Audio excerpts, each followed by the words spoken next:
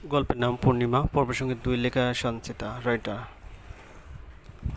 জ্ঞান ফিরতে নিজেকে একটা অচেনা জায়গায় দেখে ভয়ে চমকে উঠল পূর্ণি। তার হাতে ক্যানোলা লাগানো, গায়ে সেই হসপিটালের পোশাকের পরিবর্তে অন্য একটা পোশাক। ভয়ে ভয়ে পুরো কক্ষে চোখ বোলালো পূর্ণি। ডান পাশে তাকাতেই দেখতে পেল চশমা পরা কম বয়সী একটা মেয়ে সোফায় পায়ের উপর পা তুলে বইয়ের দিকে মনোযোগ তাকিয়ে আছে। ভয়ে ভয়ে একটু নড়াচড়া করতেই ক্যানোলায় টান পড়ল, হাড় ব্যথায় পূর্ণি হালকা স্বরে সাউন্ড করলো। এতে সোফায় বসে মেয়েটি হতচকিত হয়ে উঠল আর তার দিকে তাকালো। এ কি, তুমি উঠে গেছো? তোমার কি কোনো সমস্যা হচ্ছে? কোথাও ব্যথা পাচ্ছ? হতচকিত গলায় পূর্ণি ভয়ে কান কথা বলছে না। তার মাথায় ঘুরছে সে কোথায় আছে। তার তো গাড়িটার সাথে ধাক্কা লাগার পর আর কিছুই মনে নেই। আর সামনে বসা এই মেয়েটির বা কে? এরকম হাজারো প্রশ্ন পূর্ণির মাথায় ঘুরছে। এরই মাঝে মেয়েটা আবারও বলে উঠল, থ্যাংক গড তোমার জ্ঞান ফিরেছে। আমরা তো ভেবেছিলাম তোমার জ্ঞান আর ফিরবে না। পুরো ৭ ঘন্টা পর তোমার এখন গিয়ে জ্ঞান ফিরেছে। আচ্ছা, তুমি কি কথা বলতে পারো না নাকি? এই যে কত কথা বলছি, তুমি একটাও উত্তর দিচ্ছ না। ভ্রু কুঁচকে মেয়েটিকে লক্ষ্য করলো। সুতির একটা 3 পিস, গলায় ওড়না ঝোলানো, মাথায় জুটি করার, মুখের সামনে ২ পাশ বেয়ে কিছু চুল ছেড়ে রাখা। চোখে চশমা দেখে একদম ভদ্র ঘরের মেয়ে মনে হয়। পূর্ণি শুকনো গলায় বলল, আমি কোথায় আছি? মেয়েটি মুচকি হেসে বলে উঠল, তুমি এখন আমাদের বাড়িতে আছো। আচ্ছা তুমি তখন প্রেগনেন্ট অবস্থায় রাস্তায় রাস্তায় কী করছিলে? গায়ে হসপিটালের পোশাক ছিল। তুমি কি হসপিটাল থেকে পালিয়ে টালিয়ে আছো নাকি? ভ্রূণ আছে। পূর্ণির মনে পড়তে লাগলো আগের ঘটনাগুলো। গত ২৪ ঘন্টা ধরে তার সাথে নিয়তি এতটা নিষ্ঠুর আচরণ করেছিল যেন পূর্ণির প্রতিটা নিঃশ্বাস ফেলাও কষ্টকর হয়ে গেছিল।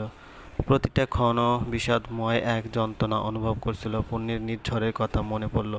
সে তার প্রতিজ্ঞা ভঙ্গ করেছে, তাকে মাঝপথে ছেড়ে দিয়েছে। পূর্ণির সবচেয়ে বেশি ঘৃণা লাগছে নীরব মিসেস কণা আর তার বোনের মতো বড় যা আর অভিনব রায় চৌধুরীর উপর। পূর্ণির নিজের উপরও নিজের ঘৃণা লাগছে।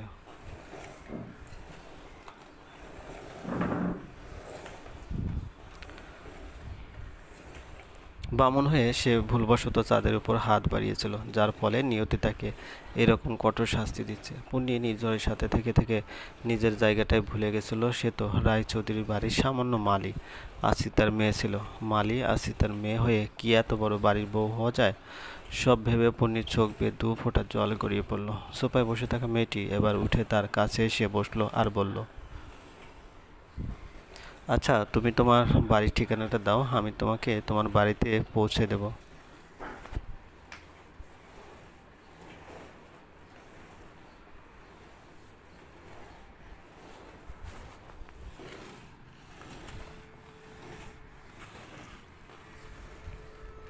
আচ্ছা, তুমি তোমার বাড়ির ঠিকানাটা দাও, আমি তোমাকে তোমার বাড়িতে পৌঁছে দেব।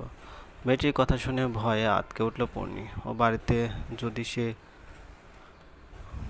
পুনরায় আবার যায় তাহলে তার সাথে সাথে তার অনাগত সন্তানটাও বাঁচতে পারবে না।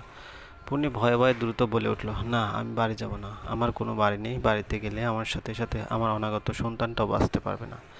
পৃথিবীর আলো দেখতে পারবে না। আমাকে মা বলে ডাকবে না। ভয়ে ভয়ে পূর্ণির কথা শুনে মেয়েটি ভড়কে যায়। পূর্ণি এবার সব বলতে লাগলো মেয়েটিকে গত ২ দিন থেকে এই পর্যন্ত তার সাথে কি কি হয়েছে। সব শুনে মেয়েটি মুখে হাত দিয়ে চোখ বড় বড় করে বলে উঠল, ও মাই গড, তোমার সাথে এত কিছু ঘটে গেছে? মানুষ এতটা হার্টলেস কিভাবে হতে পারে? সামান্য আশ্রিতা মালির মেয়ে বলে কি এতটা অবহেলা অত্যাচার করাটা তাদের কি ঠিক হয়েছে?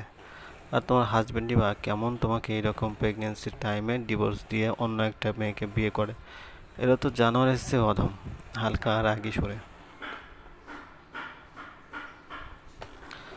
পূর্ণির চোখ বেয়ে আপন গতিতে জল বের হয়ে লাগলো। পূর্ণি কাঁদছে, তবে নিঃশব্দে। কখনো ভাবেনি লাইফে এমন একটা সিচুয়েশনে এসে তাকে দাঁড় হতে হবে। মেয়েটি আর পূর্ণি কিছুক্ষণ চুপ থেকে বলে উঠল, তোমাকে আর তোমার শ্বশুর শাশুড়ি নামক কিডদের কাছে রেখে আসা যাবে না। আজ থেকে বরং তুমি এখানেই থাকবে আমার সাথে। আমি এই ফ্ল্যাটে একলাই থাকি। আমার মা, বাবা, ভাইয়া সবাই ইউএসএ থাকে। কিছুদিন পর তারাও বিডিতে ব্যাক করবে। ও হ্যাঁ, তোমার নামটাই তো জানা হলো না। আমার নাম তিথি। আর তোমার নাম? উচ্ছ্বাসিত কণ্ঠে পূর্ণির চোখ বেয়ে পানি পড়ছে এখনো। ডান হাতের কোনোই দিয়ে নিজের চোখের জল মুছে নাক টেনে মুচকি হাসি দিয়ে বলে উঠল পূর্ণিমা। তিথি চোখে মুখে উচ্ছ্বাসের ছায়া রেখে উত্তেজিত কণ্ঠে বলে উঠল পূর্ণিমা। আসলেই একদম তুমি তোমার নামের মতোই তোমার চোখে মুখে পূর্ণিমার উজ্জ্বল আলোয় বিরাজমান। আমি ভাবছি নির্দোষ ছেলেটা কিভাবে তোমার মায়া কাটিয়ে এরকম একটা সিরিয়াস মোমেন্ট ডিভোর্স দিয়ে দ্বিতীয় বিয়েতে আবদ্ধ হলো। তবে তোমার জন্য আগামীতে সমস্যা হতে পারে জানো তো। এই সমাজের লোক তোমার এই সন্তান নিয়ে অনেক কথা শোনাবে, অবৈধ বলে জাজমেন্ট করবে, অপমান করার চেষ্টা করবে।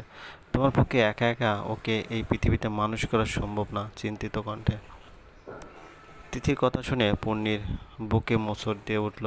পূর্ণি ভাবছে কিভাবে তার অনাগত সন্তানকে পিতৃহীনভাবে মানুষ করবে, কিভাবে সমাজের লোকজনের থেকে আড়াল করে ওকে নিজের মতো করে গড়ে তুলবে। পূর্ণির নিঃশ্বাস নিতে কষ্ট হচ্ছে। তিথির কথাগুলো যেন তাকে শ্বাসরুদ্ধ করে দিচ্ছে। আচ্ছা, তুমি এখন এইসব চিন্তা বাদ দাও, আমি কিছু খাবার আনছি, খেয়ে নেবে। বলেই তিতু রুম থেকে বেরিয়ে গেল। পূর্ণি বেডের সাথে হেলান দিয়ে ভাবছে কিভাবে সে একা তার অনাগত সন্তানকে মানুষ করবে, নিজের মতো করে গড়ে তুলবে, অন্যায়ের প্রতিবাদ করবে। পূর্ণির ভাবতে কষ্ট হচ্ছে এগুলো সমাজের লোক যদি তাকে আর সন্তানকে মেনে না নেয়, প্রতিনিয়ত অপমান করে, অবৈধ বলে আখ্যায়িত করে, বিশ্রী বিশ্রী উপাধি দেয়। পূর্ণির চোখ বন্ধ করে মাথা চেপে ধরেছে।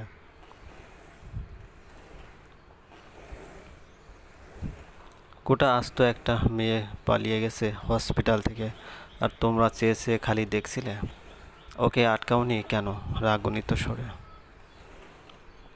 মিসেস কণা রায় চৌধুরীর চেঁচামেচিতে সকল নার্স স্টাফরা মাথা নিচু করে রইল। এদিকে দুহাতে চুল খামচে মাথা নিচু করে চেয়ারে বসে আছে নীরব। তোমরা চেয়ে চেয়ে কি করছিলে? এতগুলো লোকের চোখে ফাঁকি দিয়ে পূর্ণি পালিয়ে কিভাবে গেল? ওকে যদি এখন না পাই তাহলে এই হসপিটালে যে কি অবস্থা করব, জাস্ট ডোন্ট নো। রাগী কণ্ঠে স্টাফ নার্সরা মাথায় নিচু করে রেখেছে। এদিকে মিসেস কণা আর নীরব চেঁচামেচি করে যাচ্ছে।